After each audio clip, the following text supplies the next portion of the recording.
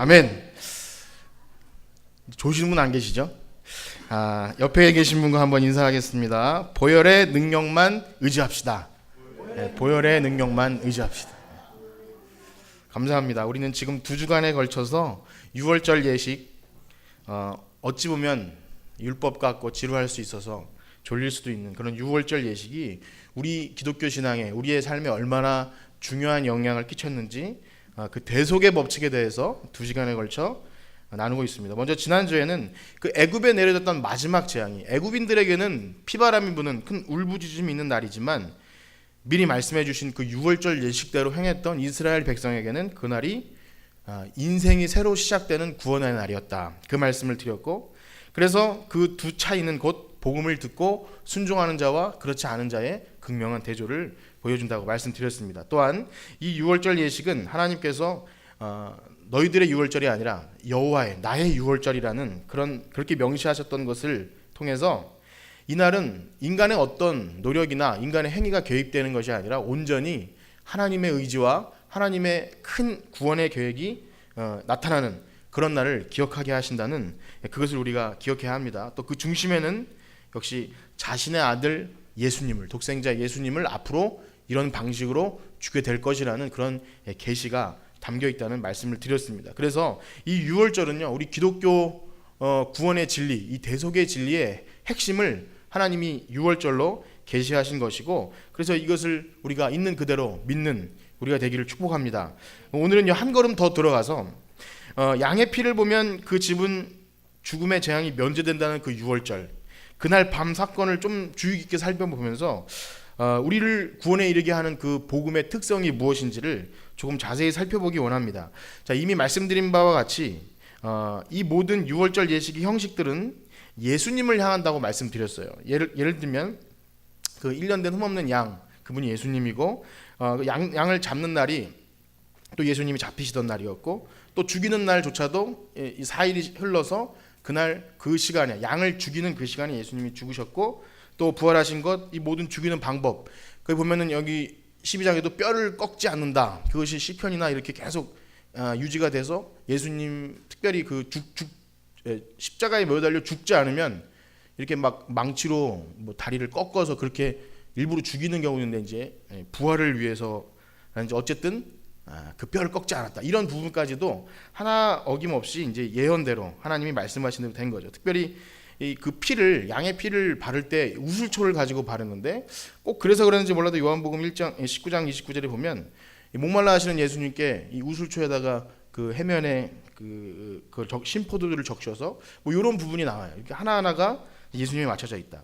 자, 그렇기 때문에 우리는 이 6월절 양의 피가, 문설주에 발라서 구원을 얻었던 그 피가, 말씀드린 대로 이것은 예수님, 우리를 위해서 십자가에 피 흘려 돌아가신 예수님을 예표하고 있다. 이것은 그것을 통해서 우리가 죄를 용서받고 하나님의 진노를 피해간다, 그런 의미를 말씀드렸어요. 자, 그런데 이제 그건 알겠는데, 자, 6월절 양을 잡고 이 피를 바르는 그 행위가 이스라엘 백성들에게는 그냥 그렇게 쉬운 일이었을까요? 그냥 받아들여서 쉬운 일. 그래서 모세를 통해서 이러이러해서 6월절 예식을 지켜라, 그러면은 너희들은 그 재앙에서 넘어갈 거야. 애굽에 있는 장자들은 다 죽일 텐데 피를 바르면 넘어갈 거야. 그러면 이스라엘 백성이 하나님 그런 방법이 있었군요, 그럼 제가 그 방법대로 우리가 살겠습니다 하면서 막 이해가 돼서 하나님께서 정말 지혜로운 방법을 주셨네요 하면서 그냥 그렇게 했을까요? 물론 그때 우리가 살지 않았기 때문에 정확히 모르지만, 생각해보면 그것은 여러분 매우 어려운 일입니다. 한번 생각해보세요. 정황상 이제 첫 번째 재앙부터 9번째 재앙까지 왔어요. 우리는 성경을 이미 읽고 알기 때문에 10가지 재앙이라고 이미 알고 있기 때문에 이제 마지막이다 생각하지만, 이스라엘 백성들 입장에서 보면 아무리 자신의 동네에는 햇빛이 있고 뭐 이렇게 뭐 재앙이 물러가는 것 같지만 사실 굉장히 지겹고 힘든 싸움이에요. 9번째까지 가면서 모세 스스로도 그랬을 것이고, 하연이 언제 이 싸움이 끝날 것인가, 바로의 마음은 더욱 강팍해지고 보낼 듯 하면서 안 보내질 때 이 긴장감과 초조함이 이스라엘 백성과 또 모세와 아론에게도 굉장히 이렇게 부담으로 가중됐을 것이라고 생각해요. 그런데 이제 마지막이라고 말씀 안 하시고 이번엔 재앙을 하고 이제 마지막이라고 하신 거죠. 이제 완전히 멸하고 내보낼 건데, 정말 이번에도 그렇게 될 것인가라는 의문이 들 수도 있는 거예요. 정말 이번이 마지막일까? 지칠 대로 지친 그 상태에서 하나님이 계시해 주신 방식조차 아주 생소한 거예요. 뭐 양을 잡아다가 나눠 먹고 그것을 이제 도망갈 준비를 하면서 띠를 띠고 지팡이를 잡고 신을 신고 그 다음에 피는 또 문에 바르래요. 예. 뭐 굉장히 뭐랄까요? 지금 우리는 그냥 당연스럽게 받아들일지 모르지만 하나님이 왜 이런 방식으로 일을 하실까 하면서 의문스러웠을지도 몰라요. 그렇기 때문에 여러분 그 일을 했던 것은 여러분 믿음 아니면 불가능한 줄 믿습니다. 이건 하나님을 믿었기 때문이에요. 그래서 모세가 이것을 백성들에게 전하고 할 수 있었던 그 모든 과정에는 그 믿음이 들어갈 수밖에 없어요. 모세 스스로에게도 그렇고 백성들은 혹시 믿든지 믿지 않든지 그 양의 피를 문에 바른 사람들의 마음에는 믿음이 없이는 그 일을 하지 못하는 거예요. 그래서 히브리서 11장 28절에 이런 말씀이 있습니다. 우리가 함께 읽어보겠는데요. 그 모세가 그 일을 한 것에 대해서 히브리서 11장 28절 함께 읽겠습니다. 시작. 믿음으로 유월절과 피 뿌리는 예식을 정하였으니 이는 장자를 멸하는 자로 그들을 건드리지 않게 하려 한 것이며 아멘. 믿음이라는 말이 들어가요. 그 믿음장, 히브리서 11장 믿음장에서 모세가 이렇게 유월절과 피 뿌리는 예식을 정한 것, 이것이 믿음이라는 거예요. 엄청난 것이죠. 그래서 우리는 이 의미는 이것을 말해줍니다. 그 집 안에 그날 밤 그 애굽의 밤으로 한번 돌아가 보십시오. 그 집 안에 누가 사는지, 어떠한 사람이 사는지, 그 사람이 착한지 나쁜지, 혹은 그 전에 어떤 악을 행했던지, 아니면 좀 동네 사람들에게 신망이 두터운 그런 사람이 살았든지 상관없이 유월절 예식을 행하고 피를 바르면 그 집은 살려준다는 거예요. 어떻습니까? 어떻게 보면 조금 억울한 사람도 있고 뭐 스스로 난 당연하다 생각하는 사람도 있을 수 있겠죠. 주일 학생들에게 물어봐도 쟤는 잘못을 되게 많이 했는데 나랑 똑같이 구원받고, 나는 좀 쟤보다 악한 행위를 안 했는데 이렇게 한다면 좀 억울하겠냐 물어보면 그렇다 그래요. 쟤도 하나님이 저렇게 나쁜 짓 해도 그래? 여러분이 생각해도 아마 그럴 거예요. 우리가 뭐 크게 큰 죄를 지은 사람이 없다 할지라도 나보다 조금 못하는 사람은 우리가 좀 정죄하게 되지 않습니까? 또 스스로가 또 솔직한 사람은 우리가 죄인임을 인정하긴 하지만 그럼에도 불구하고 더 악한 죄인 저 사람까지 구해준다? 그것도 또 의문이 가기도 합니다. 그런데요, 이 사건은요, 오늘날 우리가 이 구원받는 기본 진리인 계속해서 말씀드린 예수 그리스도의 피 흘리심이 나의 죄를 대속해 줄 것이라는 것을 그냥 믿기만 하면 구원해 주시는 그 구원의 은혜인 줄 믿습니다. 이것은 그걸 너무 잘 말해주는 거예요. 그 진리 속에는 말씀드린 대로 내가 과거에 어떤 사람인지는 별로 중요하지 않아요. 내가 전에 어떤 죄를 짓고 또 내가 어떤 생각을 하고 내 마음속에 여전히 선을 행할 수 있는 능력이 없고 믿음이 부족하고 아니면 이 진리에 대해서 다 이해하지 못하는 그것과 상관없이 그냥 예수님이 피 흘려주시면 내가 그 사실을 믿기만 하면 구원을 얻는구나. 그게 구원의 진리라는 거예요. 자, 그래서 이 말씀 속에 여러 가지 것을 내포하는데 먼저는요, 우리의 마음의 이 변화나 느낌, 우리 마음속에서 일어나는 일, 또 행위는요, 구원과는 아무런 상관이 없어요. 상관이 끝까지 있다고 주장하는 분은 이 진리를 왜곡시키는 거예요. 자, 아무 상관이 없습니다.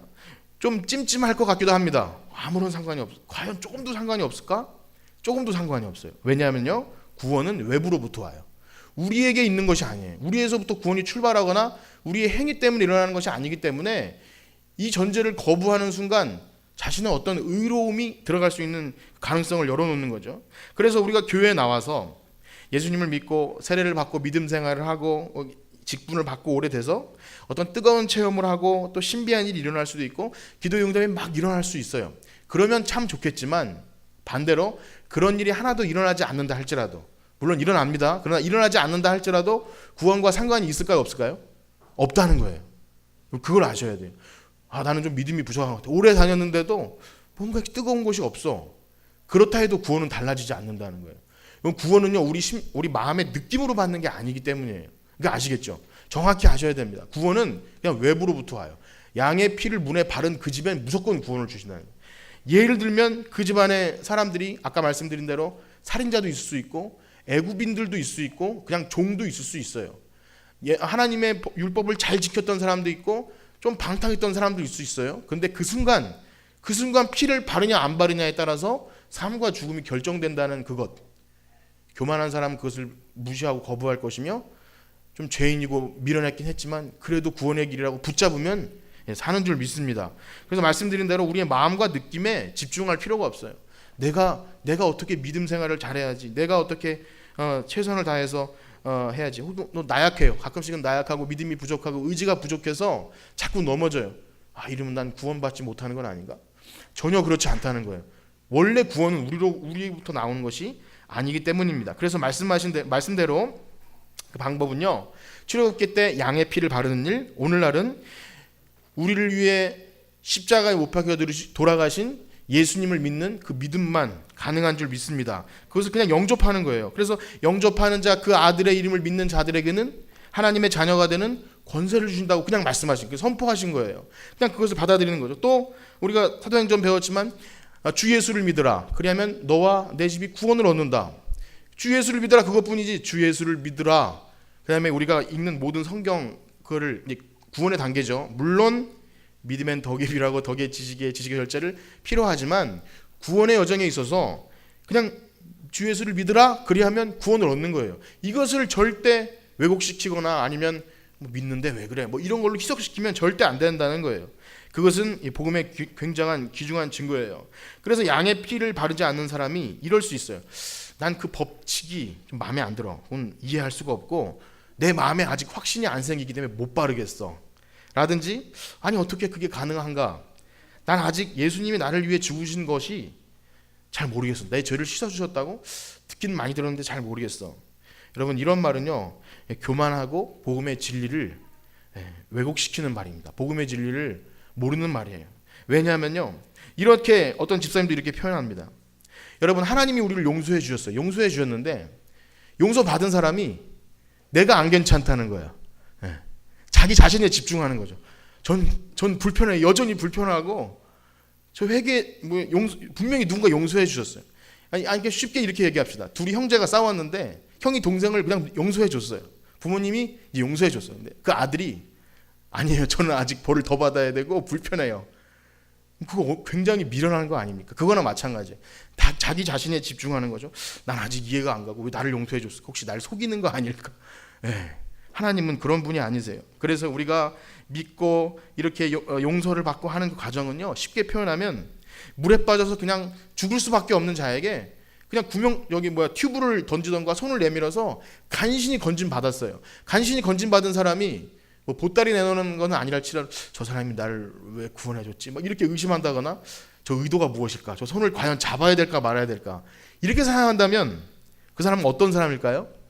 여러분들이 스스로 판단하십시오. 여러분, 아주 그냥 죽어서 이제 빠져 죽을 수밖에 없는데 손을 내밀었더니 저 손 내민 의도가 뭐지? 과연 저 손이 진짜일까? 이것을 의심하는 거나 마찬가지라는 거예요. 그래서 그것은 너무 사실은 교만하다는 거죠. 그것은 하나님의 질서를, 하나님이 전능자라는 것을 인정하지 않는 거예요. 그 하찮은 피조물이 하나님이 내세우신 그 귀한 법칙들을 그냥 받아들이면 되는데 자기 스스로 난 아직 부족해, 난 이해가 되지 않아, 이렇게 받아들이는 거죠. 그래서 그렇게 여러분 여기 축복합니다. 자기 자신에게 집중하지 말고 하나님이 하신 그 큰 일에 집중하시길 축복합니다. 여러분 스스로에게 집중하지 마세요. 그러니까 우리를 그냥 예를 들면 우리를 무시하라는 게 아니라 나의 연약함, 나의 미련함, 내가 제대로 신앙생활을 못하고 아니 그 십자가의 도가 잘 이해가 안 가고 이런 거나 아무 상관없이 믿으면 구원을 얻는 줄 믿습니다. 이것은 매우 단순한 진리이지만 또 아무나 믿을 수 없어요. 그래서 우리가 잘 인용하는 그 고린도전서 1장 18절 말씀에 십자가의 도가 멸망하는 자들에게는 미련한 것이래. 그게 어떻게 저게 말이 돼. 그러나 구원을 얻는 우리에게는 하나님의 능력이라, 이렇게 말씀이 되는 거예요.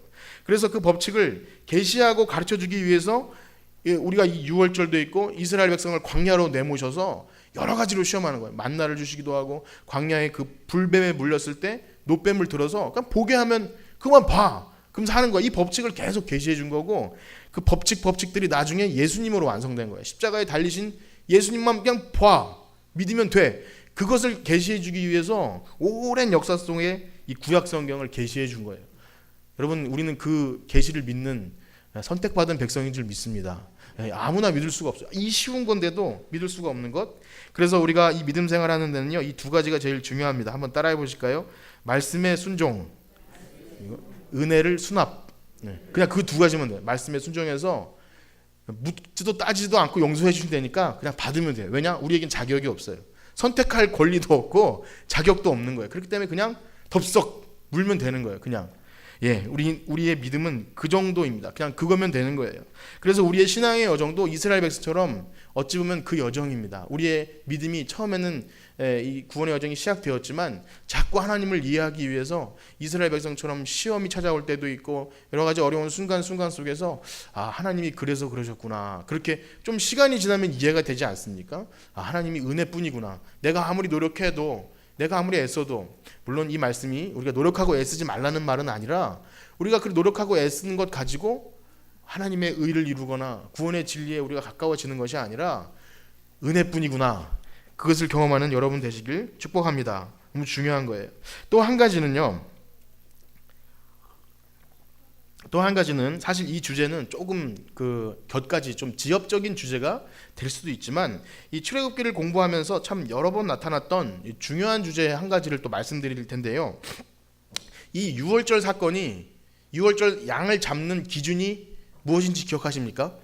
양을 한 마리 잡는데 그 기준 가족이에요. 가족 중심이에요. 하나님은 태초의 에덴 동산부터 가족을 중심으로 예배를 받으시고 구성을 있는 한 가족을 부르셔서 한 민족을 이루겠다 이렇게 말씀하신 분이에요. 그래서 유월절 양을 잡는 기준이 한 가족이고 그 가족 식구에 따라서 양을 잡아요. 혹시 가족 식구가 부족하면 이렇게 합쳐도 되지만 어쨌든 그거를 고기를 뭐 마음껏 먹고 안 먹고 그 기준이 아니라 한 가족 중심으로 예배를 받으시고 그 구원의 역사를 이루신 그 사실이 참 의미 있는 사실이에요. 그래서 이 가족의 대표가 누구냐에 따라서 구원이 결정된다는 거예요.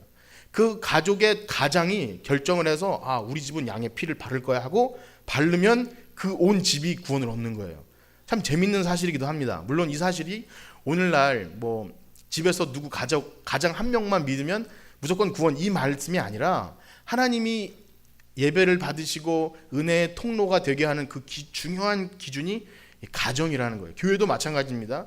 가정이 올바로 세워질 때 교회가 성장하고 또 가정이 올바로 이렇게 될 때 그 2세들이나 후손들에게도 믿음이 잘 전달되는데 그랬기 때문에 이 신약 성경에도 이 가족에 대해서 그래서 아내가 남편, 남편이 아내, 자녀가 부모에게 이 법칙이 사실은 너무 우리의 신앙생활에 밀접한 관련이 있다는 거예요. 여러분은 생각해보세요. 태초 에덴 동산에 출발한 아담과 하와의 가정이 있었고 뭐 그것이 실패했던 성공했던 간에 하나님은 가정 그리고 노아의 가족이 있지 않았습니까? 함께 방주를 만들었던 또 아브라함의 가족 대표적이죠. 이 출애굽기에서 보면 모세의 부모님들, 모세의 부모 요게벳과 또 그 가족 누나가 있었고 또 이 형이 있어서 그 가족이 협력해서 사실 그 모세가 건진받는 일을 이루신 거예요. 물론 하나님이 다 하셨지만 그러나 그 가족을 통해서 일을 하셨죠. 또 한 가지는 이 출애굽 때 보면 여러분 기억하십니까? 바로의 타협책 중에서 이런 게 있어요. 아이들은 두고 장정만 가라. 근데 모세가 그거를 승인했나요? 절대 그렇지 않아요. 왜냐하면 하나님은 우리 소나 양이나 뭐 하는 것 없이 아이나 어른부터 다 예배를 받기 원하시기 때문에 절대 우리는 어른들만 가서 그냥 간단히 예배드리는 것 불가합니다. 그래서 가정이 되게 중요한 거 계속 이 주제가 연결되고 있어요. 특별히 주목해 보아야 할 사실 하나가 있는데 이런 거예요. 여러분 모세와 아론 중에서 누가 더 영향력이 있다고 생각하십니까? 모세와 아론. 당연히 모세 아닙니까? 여러분 뭐 이렇게 몰라서 대답 못하신 거 아니죠? 모세가 당연히 영향이 있죠. 모세는 신이 되게 하시고 아론을 대언자가 되게 하셔서 이렇게 그냥 말만 전하는 사람으로 부르셨어요. 사실 하나님의 계시를 직접 받은 사람은 모세예요. 사실 성경 속에서 모세같이 특별한 사람이 없어요. 하나님이 직접 만나서 말씀해 주시고 지나가는 것도 보여주시고 직접 모세에 대해서 이 사람은 온유함이 지면에 아주 승한 사람이니까 너희들 건들지 마라 이렇게 할 정도로 엄청난 사람이에요. 그런데 예수님이 태어나는 족보에 모세의 가족이 들어갈까요? 아론의 가족이 들어갈까요? 아론이 들어갑니다. 아론. 이게 왜 그런지 아세요? 물론 해석의 차이일 수 있지만 잘 생각해 보면 아론은요 그 아내가 이제 유다 지파이기도 하고 그 전에 족보를 잠깐 넘어간 족보가 하나 있는데 모세의 집을 생각해 보면 그 아내가 저기 우상을 섬기는 미디안 제사장의 딸이었어요. 그리고 그가 굉장히 자기 주장에 강해서 그 할례 문제를 한번 큰 아픔처럼 할례를 행하는 것을 그 아내가 반대해서 하나님이 중간에 모세를 한번 죽이려고 한 사건이 있습니다. 그렇게 해석이 돼요. 뭐냐면 그 모세의 집안은 그 이후로 족보에서 사실 사라져 버려요. 하나님의 어떤 뜻인지는 잘 몰라요. 그 신격화돼서 모세가 가나안 땅에 들어가면 안 된다, 이렇게 해서 그럴 수도 있지만, 그 가정이, 여러분 그 6월절 날 밤에 가족 중심으로 양을 잡는데 모세의 가정이 있었을까요, 없었을까요? 없다고 봅니다. 왜냐하면 지금 모세의 집은요 다시 미디안으로, 친정으로 돌아가 버렸어요. 여러 가지 불만을 느껴서 돌아가 버린 다음에 나중에 출애굽기 18장 보면 그때 장인이 그 딸과 그 손자들을 데리고 다시 이렇게 합류시켜줘요. 그러니까 그 출애굽의 여정에 모세의 가정은 없어요. 그것이 뭘 말해주냐면, 지금 제가 여기서 나타내고자 하는 것은 이 믿음의 가정이 굉장히 중요하다는 거예요. 그리고 그 엄마 아빠가 협력해서 예배를 드리고 양의 피를 바르고 그것을 함께 양을 먹으면서 했던 출애굽한 그 기억이 있는 가족과 그렇지 않은 가족의 큰 차이가 있는 거죠. 물론 믿음과 구원은 혈통으로 이루어지는 것은 아닙니다. 그럼에도 불구하고 이 믿음의 가정과 그 부모님의 신앙의 영향력이 얼마나 중요한지, 여러분 모세의 족보가 사라졌다 그랬는데 나중에 한 번 나옵니다. 한 번 그 등장하는데 참 소름 끼치는 장면에 등장하는데, 전에 사사기 공부할 때요, 자기 소견에 오른 대로 막 제사장을 세우고 할 때 그 단지파의 개인 가정의 제사장 한 명이 있었는데 그가 이름이 요나단이에요. 요나단이 누구냐면 모세의 손자입니다. 그 대단했던 모세의 손자가 그저 그렇게 하나님이 싫어하시는 방식으로 그렇게 한 번 등장하고 맙니다. 어쨌든 여러분들에게 말씀드리고자 하는 것은 이게 너무 중요하다는 거예요. 하나님은 가정을 귀히 생각하시고 그 가정 일원 모두가 하나님 백성으로서 예배자로 섬기길 원하시는데, 그래서 가장의 역할도 중요하고, 우리가 보면 그래요. 엄마나 아빠나 서로 다 교회에서의 삶과, 우리 믿음의 자녀들이 가끔씩 이제 대화를 나눠보면 우리 엄마 아빠가 교회에서 모습과 집에서 모습이 다르다. 그럼 굉장히 큰 신앙의 괴리가 있는 거예요. 참 어려운 거죠. 어쨌든 그런 것들. 그래서 우리는 그런 것을 꿈꿔야 합니다. 정말 믿음의 가정 만들어가는 것. 굉장히 축복합니다. 여러분 그것을 한번 꿈꾸십시오. 우리 가정이 있고 혹시 가정이 없는 분이나 혹은 뭐 이렇게 좀 떨어져 계시거나 상관없이 믿음의 가정 이루는 것 하나님 가장 귀히 보시는 거예요. 우리는 어찌 보면 불순종의 시대를 살아간다고 그렇게 생각이 됩니다. 오늘날은 그래도 인권이 많이 존중돼서 어떤 한 개인의 의견이 소중하고, 여러분 어린아이 하나라도요 요즘에 큰일 납니다. 어린아이 무시하면 그 뉴스에 등장하는 게 아동학대나, 굉장히 좋은 시대가 된 거예요. 아동학대나 어린이 인권 유린하거나 뭐 이렇게 하는 것 나쁜 거예요. 그런 것 좋지 않습니다. 그런데 우리가 잊지 말아야 할 것은, 여러분 올바른 권위 앞에 묻지 않고 순종하는 그러한 성경적인 질서를 찾아야 합니다. 그게 뭐냐면, 여러분 우리가 권위라는 말이 있지 않습니까? 우리가 거부해야 될 것은 권위주의는 거부해야 돼요. 권위 막 이렇게 막 어떤 권위 때문에 자유가 인정되지 않고 막 내리누르는 그런 권위주의는 피해야겠지만, 올바른 권위, 예를 들자면 하나님의 권위, 부모의 권위, 그런 것들이 절대 무너지면 자녀가 무엇에게 예를 들면 순종하는 것. 성경에는 분명히 아내는 남편에게 복종하라고 자녀는 부모에게 순종하라 그랬는데, 그것을 볼 수 있는 장이 가정이 아니라면 하나님의 말씀에 순종, 하나님의 말씀대로 복종, 그런 개념은 길러질 수가 없는 것입니다. 그래서 가정 중심으로 하나님께서 예배를 드리고 말씀이 이루어지는 그런 가장 기초적인 것을 만들어 놓으신 거예요. 여러분 그것은 우리가 뭐 물리적으로 혹은 현실적으로 어렵다는 생각이 들지만, 그럼에도 불구하고 이 땅의 가장 큰 기도 제목이고 우리가 꿈꿔야 될 그런 일인 줄 믿습니다. 그래서 정말 바라옵게는 여러분 믿음의 가정 만들기를 축복합니다. 그것을 꿈꿔야 되고 그것을 기도 제목으로 만들어야 되고, 뭐 우리 자녀들에게 그렇게 여러분 세뇌시키십시오. 세뇌 그거밖에 없는 것 같아요. 다음 세대 준비할 때 우리 교회 주일학생도 부모님이 안 나오고 나오는 이제 옛날엔 그런 아이들이 굉장히 많았는데 이제 없어요. 부모님이 그나마 신앙생활 해야 간신히, 그것도 어려운 시대가 될 것 같긴 한데 어쨌든 정말 중요해요. 그래서 저는 이제 그 중고등부 이렇게 서울에서 이렇게 사역을 할 때 많은 아이들을 만나는데 그런 것이 눈에 보입니다. 이렇게 정말 그 순종하는 아이 있지 않습니까? 뭔가 이렇게 얘기를 하면 네, 그런 아이들은 믿음도 잘 자라요. 참 신기합니다. 믿음도 잘 자라고 네 한번 해볼게요. 근데 뭔가 이유가 많고 뺀질뺀질하며 그리고 뭐 핑계가 많고 그런 것이 몸에 밴 아이들은요 굉장히 힘들어요. 믿음도 들어가기가 너무 힘든 거예요. 그래서 이게 참 어려운 일이구나. 그래서 말씀에 순종하는 일은 더더욱 어려운 것이구나. 그래서 여러분, 우리가 부모님이 하나님 말씀에 순종하는 것, 또 눈에 보이는 신앙의 지도자, 뭐 목사님이나 그렇게 권위에 순종하는 것, 그런 것을 볼 때 자녀들이 그렇게 하는구나 이렇게 배우는 거예요. 그것이 권위. 어떤 뭐 요즘에 어떤 누가 권위를 세웁니까? 누가 예를 들어 뭐 좀 불합리해도 말한다고 듣는 사람이 누가 있어요? 요즘엔 그런 시대가 아니에요. 그럼에도 불구하고 참다운 권위는 상실되고 있습니다. 그런데 그 권위가 인정돼야 되고 또 그것이 순종하는 모습을 보일 때 하나님의 권위에 인정하고 하나님의 권위에 순종하는 것도 자연스럽게 이어지는 거예요. 보이지 않는 하나님을 어떻게 섬기냐고요. 보이는 부모님이나 보이는 아내와 남편에게 성경대로 하지 못할 때 어떻게 보이지 않는 하나님께 말씀에 순종하고 뭐 그 법칙을 순종할 수 있겠습니까?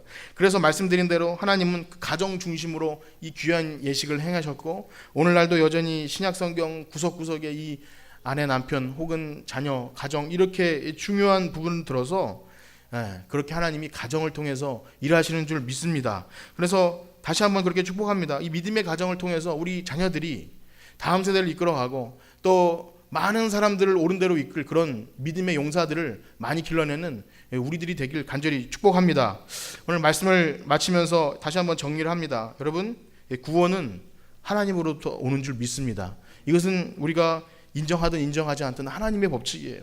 스스로 계신 하나님의 가장 위대한 권위와 질서에서 나옵니다. 그분의 권위와 질서가 사람들에게 은혜의 법칙으로 작용될 때 우리는 그것을 그냥 믿음으로 수납하면 되는 줄 믿습니다. 구약시대에는 그것이 유월절 계시하신 그 양의 피를 문에 바르는 것으로 나타났다면 오늘날은 예수 그리스도의 그 피를 보면 믿음에 이르는 줄, 구원에 이르는 줄 믿습니다. 말씀드린 대로 우리의 경험이나 느낌이나 우리가 뭐 내가 구원을 받았으면 마음속에 뭔가 찌릿한 것 혹은 뭔가 이렇게 일어나는 일들, 그런 것은 아무런 구원에 영향을 미치지 않아요. 특별히 사탄의 역할이 뭐냐면 우리의 구원을 희미하게 하는데 우리를 의심하게 하고 스스로 정죄하게 하고 내가 정말 구원받은 사람이 맞는가? 아까 말씀드린 대로 사탄의 역사는요, 나 같은 사람은 구원받을 수 없어. 막 그렇게 우리를 정죄하고 넘어지지만 로마서 8장에 말씀드린 대로 예수 안에 있는 우리에게 결코 정죄함이 없는 줄 믿습니다. 왜냐하면 사망의 법에서 생명의 법으로 우리를 옮기셨고 그래서 그리스도의 사랑에서 결코 우리를 끊을 수가 없습니다. 여러분, 그 구원의 진리를 절대 희미하게 하거나 희석시키지 마시고 붙들고 가시길 간절히 축복합니다. 그리고 또 한 가지는요, 말씀드린 대로 정말 믿는 사람들을 찾아보기 힘들고 정말 불순종하는 시대에 많은 아이들이 교회를 떠나고 또 믿음을 이어가기 힘든 이 시대에 우리가 간절히 기도하고 바라는 것은 이 땅에 많은 교회가, 건전한 교회들이, 특별히 우리 성촌교회가 정말 이 구원의 통로가 되기 위해서 온전한 가정들이 많이 생겨나기를 여러분 기도하기 간절히 축복합니다. 기도하고 든든히 세워져서 우리 자녀들이 이제 많은 애기들이 있지 않습니까? 간절히 전 그렇게 꿈을 꾸는데 가득 차는 거, 그 아이들이 가득 차서 각자의 역할을 하고 예배하며 이렇게 전 그런 생각을 해요. 가끔씩 금요철야 때 이 많은 악기들 일단 우리 애들 6명이 하나씩 잡고 그런 생각을 해요. 일단 찬양하는 아이들, 그렇게 예배드리는 아이들이 어릴 때부터 잘 길러져서 다음 세대를 이끌어가는 우리 귀한 교회 가정들 되길 간절히 축복합니다. 우리 찬양 드리겠는데요, 죄에서 자유를 얻게 하면 우리 보혈의 능력 의지하는 마음으로 이 찬양 우리 간절히 찬양 부르고 기도하고